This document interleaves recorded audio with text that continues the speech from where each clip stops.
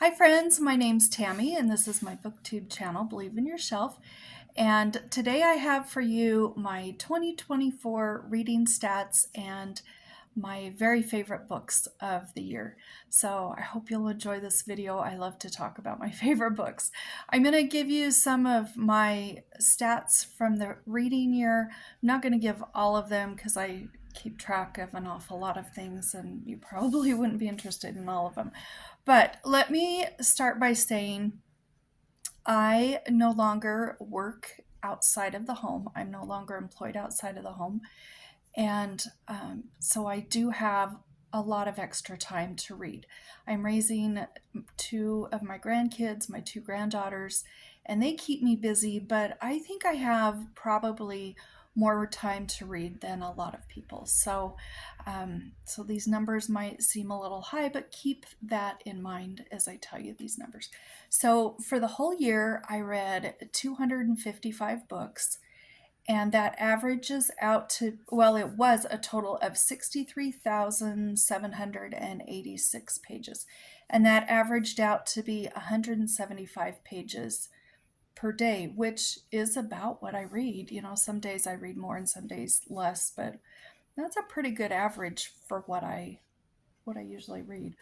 Um, so I did have, out of those 255 books, 74 were middle grade. And that's another reason why my number of books is pretty high, because middle grade books, you know how they are. They're shorter, they're bigger font, they're easier to read, and you can read more of them. I have 12 young adult books, and out of that 255, I had 169 of them were written for adults. 22 of them were nonfiction, which surprised me because I really like to read nonfiction. I thought there would have been more than that. So I might try in 2025 to bump the nonfiction number up a little bit.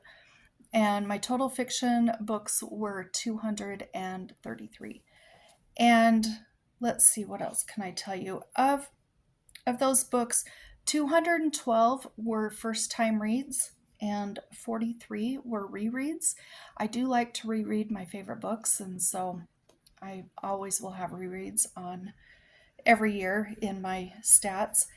And I think that's all I'm going to share on my stats, but we're going to go ahead and talk about my favorite books now. So I had a hard time deciding how I was going to do this. 255 books is a lot of books to choose from, and that's a lot of books to have to not include. So these are my tippy top very favorites, and you know, I have 6 bookshelves of books, and a whole bunch of them on there were my favorites from this year, and they're up there kind of crying because they didn't make the list, but they'll be fine. So I thought, well, how am I going to do this? Maybe I could do 24 books in 2024. And I thought, well, that I'll be here forever because you know me, I like to ramble on about books. So I decided, well, maybe I should cut that down to 20. And that didn't seem to be a big enough cut. So I thought, well, maybe I can do my top 10. And I just couldn't do my top 10. So I apologize. It was just too small of a number. So I decided my top 15. So that's what I have. Now I can say books 15 through 6 are interchangeable. And I liked them all as much as each other. And so, you know, number 15 I liked just as much as number 6. But I did rank them because I just did. And I wrote them all down, and it's in ink and it's in my book. So we're going to go with the order that I wrote them down. The first, or number 15, is The 5-Minute Marriage by Joan Aiken. Let's see. And I loved this book. It surprised me. She's the author of The Wolves of Willoughby Chase, which I loved growing up. And I hadn't realized till this year that she wrote some romances too. And I think she's written several other romances, which I don't have, but someday I plan to get and I'll read them. But this one, it had to make my list because it was pretty funny. It had its moments where I was laughing and I really enjoyed it. And anyways, that's number 15. And my number 14 book was Born of Gilded Mountains by Amanda Dykes. And I buddy read this with Jess, and Anne sent this to me. So thank you, Anne. I don't know if I would have ever read it, but you sent it to me. And I had heard Anne talk about this so many times on her channel, and it was definitely on my wish list. And I was really curious about it. And this was a fabulous book.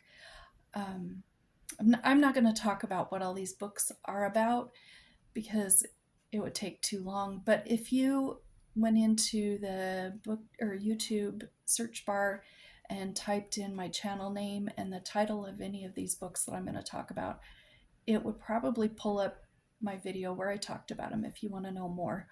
So I'm not going to link all those down below, or I'll be linking all day long. So, but this was number 14 and I loved it. Number 13 is a surprise to me because I have never really enjoyed reading short stories, and that's because I've just never really been into it. I've never really had the chance to read short stories. It's just never come about that someone said, here, read this book of short stories, pretty much my whole life. So it hasn't been until recently that I've started. But I think my key to short stories is to find a favorite author and then read their short stories, because I've had some really good luck lately. And Rosamunde Pilcher's The Blue Bedroom was excellent. And you might say, well, how could this be in a favorite out of 255 books? How could this make it? And I think it's because the stories were so calming and soothing and relaxing and happy ending stories. And it was just exactly what I needed at the time that I read it. And I loved the short stories in this book. I think I loved every short story that's in this book. So that made it to number, that would be 13. I better get my list out here or I'm going to get myself all messed up. Sorry, just a moment.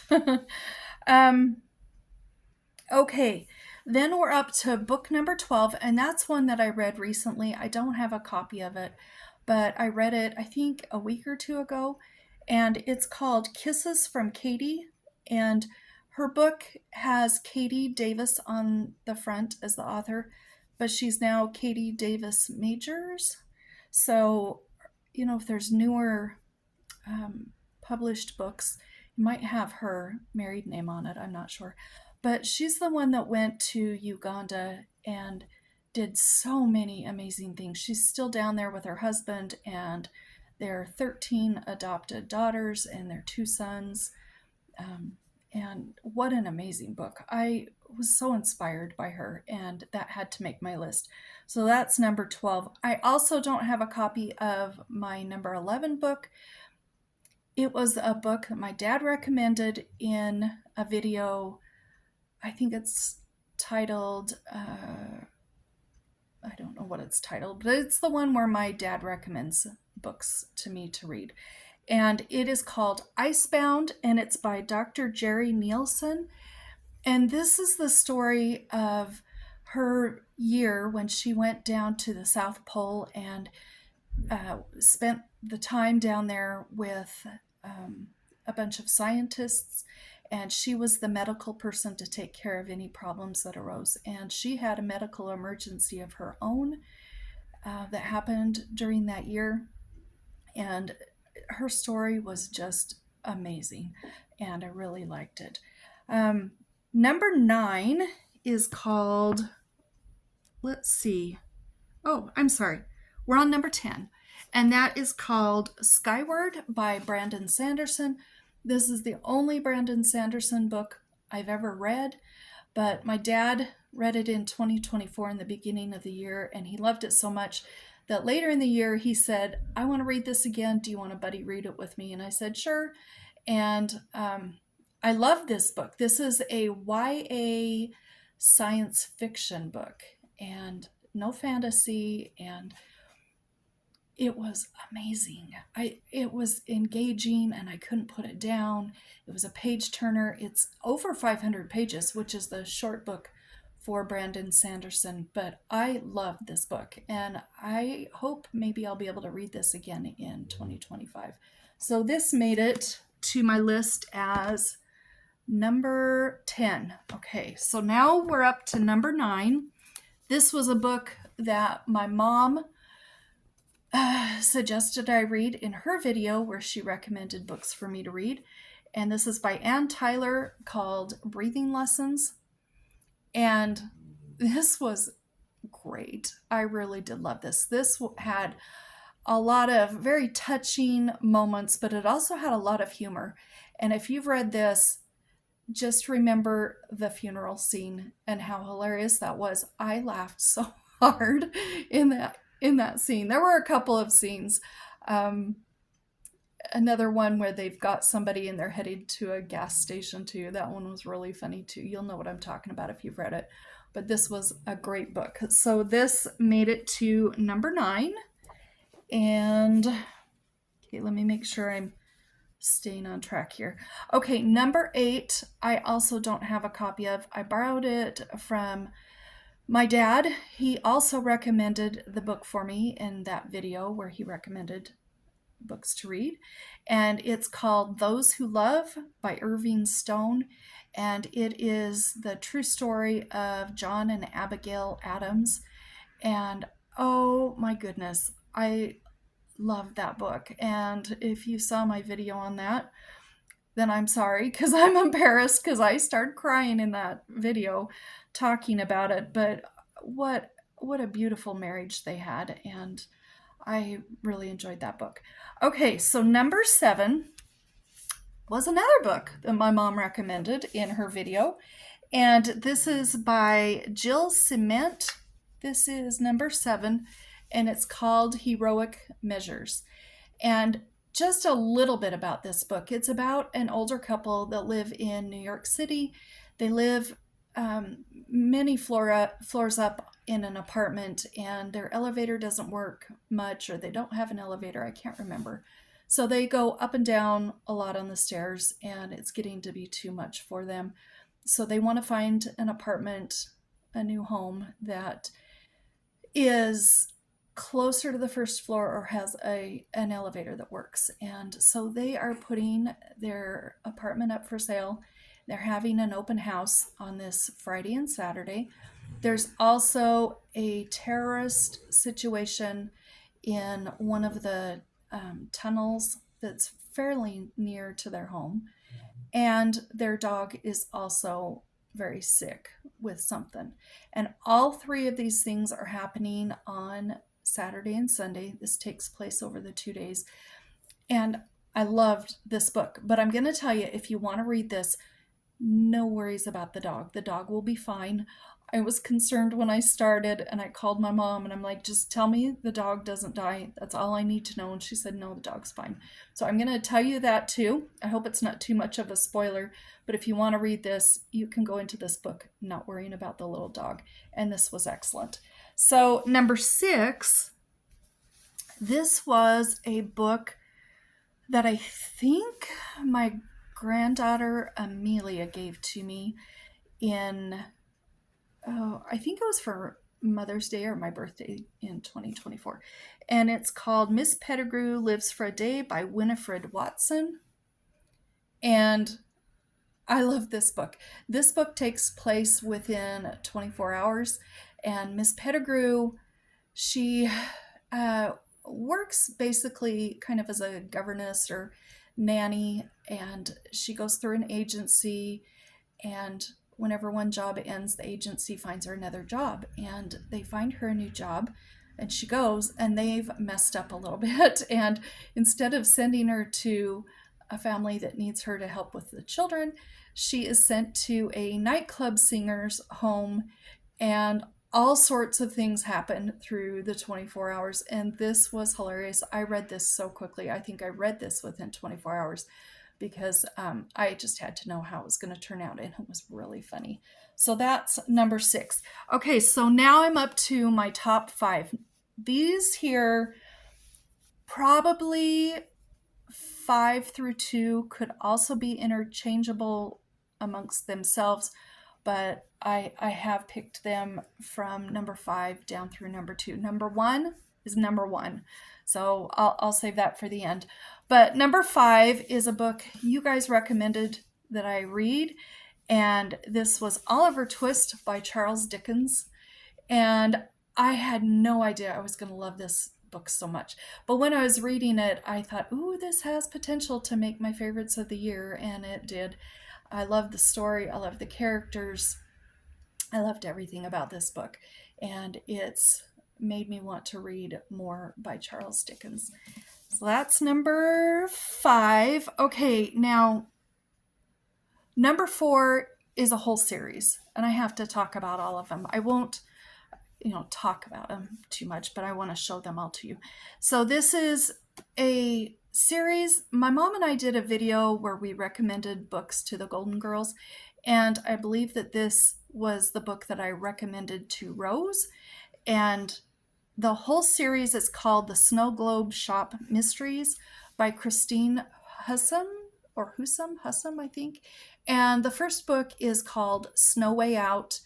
And oh my goodness, I love this series. This was fabulous. So she wrote the first 3 books, which I will show you. That's the first one. The second one is called The Iced Princess. And the third one is called Frosty the Dead Man. And this was excellent. Then a few years went by, and she wrote a book 4. And when she published it, she had the cover changed, and then she republished the first 3 books to match this 4th book. So that's why this book doesn't match the others, but it's called Cold Way to Go. And I loved this cozy mystery series. This was my favorite cozy mystery series of the whole year. And I want to just jump right in and reread these. Such a great series. If you can get your hands on them, or find an audiobook or whatever, I really recommend these. So that's number 4. Number 3 and number 2 are definitely interchangeable also. This was a buddy read with my mom, and it's The Woman in White by Wilkie Collins. And isn't that an amazing cover? I love that cover. That's such a cool cover. What's funny is when I started reading this, I was kind of confused. I kind of didn't understand what was going on. And for an hour or 2, I almost debated about DNFing this book. And I'm glad I continued because I just loved the story. I loved the characters. I loved the good guys. I loved the bad guys. I loved the atmosphere. I loved everything about this book. So this ended up being my number 3 book of the year. And I hope my pile does not tip over here. Okay, we're going to be careful here. Number 2 was also a buddy read with my mom, and I love this so much that it's my number 2 book of the whole year, and my mom hated it. And that's fine, because we all have different reading tastes, and that's what makes the world go round. That's what makes it fun to talk about books, is you get to hear other people's opinions about books. But I loved it, and it was Tess of the D'Urbervilles by Thomas Hardy. And isn't that pretty with the gold on it? This book here ripped my heart out, stomped all over on it, and then shoved it back into me.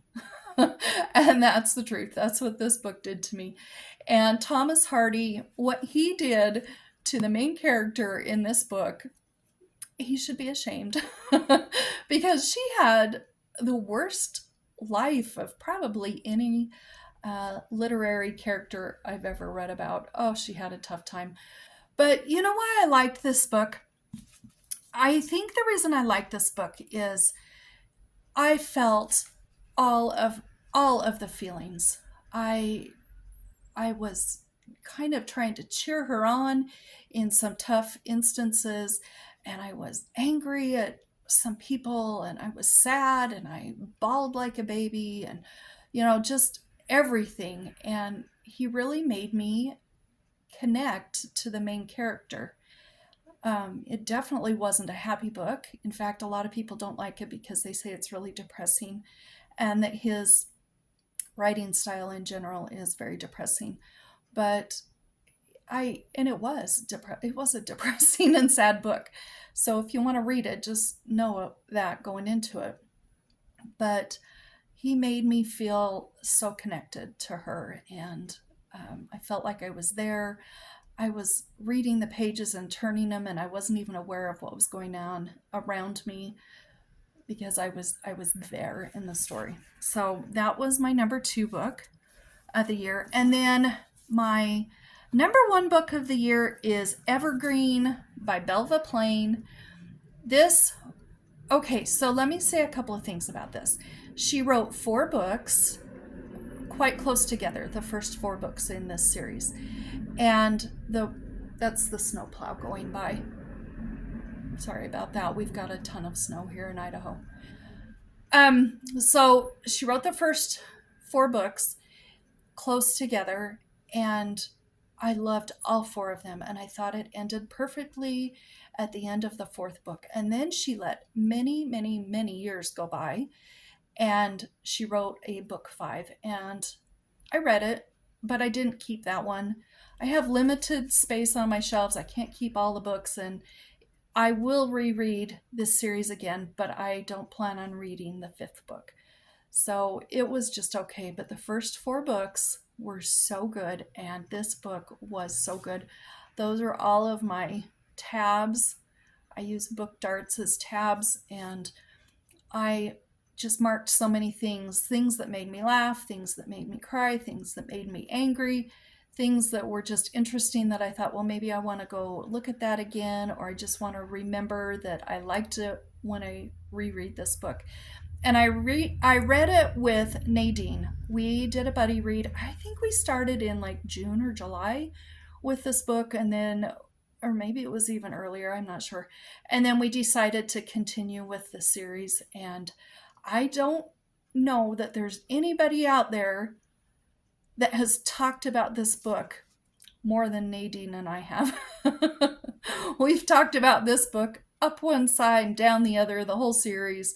And what an excellent book. What's funny, this was a recommendation from an in real life friend's